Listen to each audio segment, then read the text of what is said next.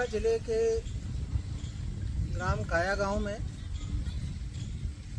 में ऐसा माना जाता है कि काया गांव में ये जो तालाब है जो हमारे पीछे देख रहे हैं, ये ज़िले का सबसे बड़ा तालाब है और अपने आप में बहुत बड़ा ऐतिहासिक महत्व रखता है। लच्छा और गोरी की कहानी इस तालाब से बलिदान की जुड़ी हुई है। हमारे साथ अभी इस गांव के दो नागरिक हैं, उनसे बात करेंगे और जानेंगे कि ये काया गांव के तालाब के पीछे लच्छा गोरी की जो कहानी, कतिया समाज की बुजुर्ग महिलाएं जब कोई मेहनत का काम करती हैं तब वो गुनगुनाती हैं और उसी कथा में ये लच्छा और गोरी सहित ये तालाब की पूरी कहानी जुड़ी हुई है। ये आपका नाम बता दें। अभी साहब, क्या नाम है आपका? मेरा नाम रामनारायण चौधरी जी।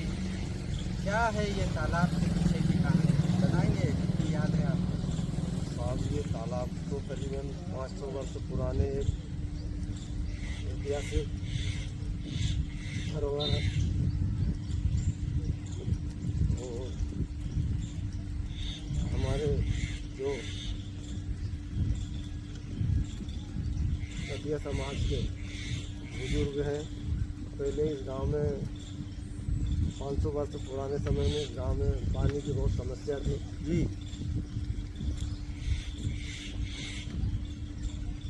तो पानी पीने के भी लाले पड़ते थे, तो पानी के लिए फिर ये तालाब खुदाया गया जिसमें 900 तगारी, 500 फावड़े, 500 कुदाली और बहुत सारे मजदूरों ने यहाँ उस समय होलकर सरकार थी और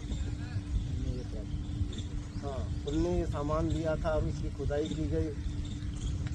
कई महीने तक इसकी खुदाई चली पर पानी कहीं से कहीं तक इसमें निकला नहीं।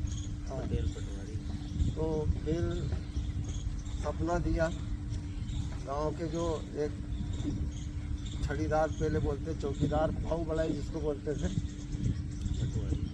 तो सपना दिया कि बोले गांव में जिसके भी बहू बेटे पहले हो, अगर उनको इस तालाब में उनकी बलि दी जाए तो उसमें पानी निकलेगा। तो इस प्रकार से लच्छा और गोरी तो कतिया समाज से जो भाऊ भलाई कोतवार चौकीदार जिसको बोला जाता है, उसके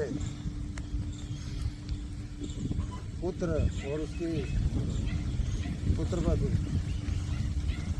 उनको बढ़िया अच्छा सजाया गया, कपड़े गए सब पहनाए गए और फिर उनको इस तालाब में जैसे वो उतरते गए वैसे इसमें पानी निकलता गया। अच्छा, यही कोई जगह है जहाँ पर उनके पत्थर पर पैरों के निशान भी हैं? साहब, ये जो जगह है यहाँ यहीं से उनकी यात्रा प्रारंभ हुई। यहीं से वो जैसे पानी में नीचे उतरते गए और वैसे पानी आता गया।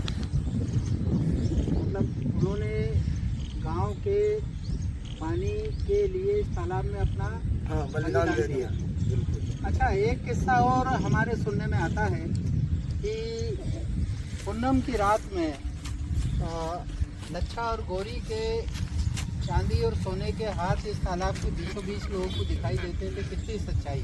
बिल्कुल ये सच्चाई है सर। पहले कम से कम 100-200 साल पहले इसके हाथ निकलते थे, दोनों के जेवरात से ही निकलते थे। अमावस पूनम चौदस के रोज निकलते थे क्या, और अब तो अब नहीं निकलते, पहले निकलते थे। इसके बाद क्या है, अब जब ये चोरों ने जैसे डकैती का ज़माना आ गया तो उनका हाथ लोग जेवरात के लिए काटने पीटने दौड़े, जब से फिर वो आलोक हो गए। अच्छा, अभी ऐसा सुनने में आया है कि कुछ वर्षों पूर्व भी ये तालाब पूरी तरह सूख गया था, तो उस टाइम आपने देखा था कितनी गहराई है इसकी?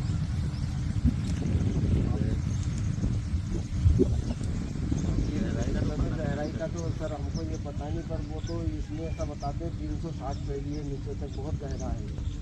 जैसे कि पुलिस देवी बनी हुई है, हाँ, ये घाट आने के कारण भर गया है सब। और अभी तो आप देख रहे हैं कि दशा बहुत खंडर हो गई है, और इसके लिए प्रशासन को ये ऐसी धरोहर को सही करना चाहिए। तो देखा आपने, ये था तालाब काया गांव के तालाब का इतिहास, जो कि हरदा जिले का सबसे बड़ा तालाब है। और हमने तो ऐसा भी सुना है कि इस तालाब से अंडरग्राउंड टनल सिस्टम था, जिससे कि पानी हंडिया को 12 महीने पीने को मिलता था।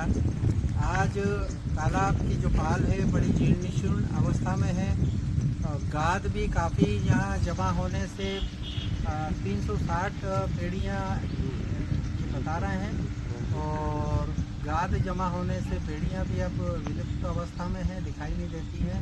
और जो पुराने पेड़ का जिक्र है कि तालाब किनारे जो पुराने पेड़ था, उसी के नीचे कोई सज्जन गर्मी में अपनी खटिया डालकर सो रहे थे, और उनको ही ये स्वप्न आया कि जो भी इकलौता बेटा और बहू उनकी सहमति से इस तालाब के पानी के लिए बलिदान देंगे, तो जैसे जैसे वो तालाब में नीचे उतरते जाएंगे, तालाब का पानी बढ़ते जाएगा। और ये किस्सा नहीं, हकीकत है, जो हमने यहाँ आकर यहाँ के कटिया समाज के जागरूक लोगों से सुनी और समझी कि ये किस्सा नहीं, ये एक हकीकत है, ये एक कहानी है। और ये एक ऐसा बलिदान है कि जिसमें स्वयं के लिए नहीं, बल्कि परहित सरिस नहीं भाई वाली बात है।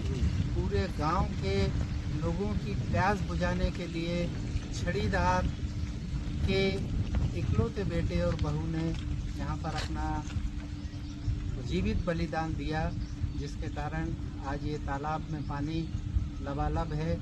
और ये कहानी लगभग 500 से 600 बरस पहले की है, जो आज भी जीवित है।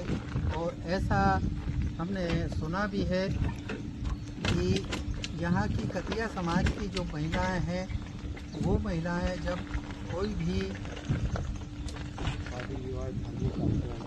धार्मिक कार्यक्रम या शादी ब्याह या कोई मेहनत का काम करती थी, तो वो सामूहिक रूप से उस कहानी को गुनगुनाती थी, जो आज हमने देखा भी है, अपने कानों से सुना भी है। दो बूढ़ी माताओं ने हमें वो जो कहानी है वो गाकर हमें सुनाई है। आप देख रहे हैं अग्निचक्र। धन्यवाद। जय हिंद।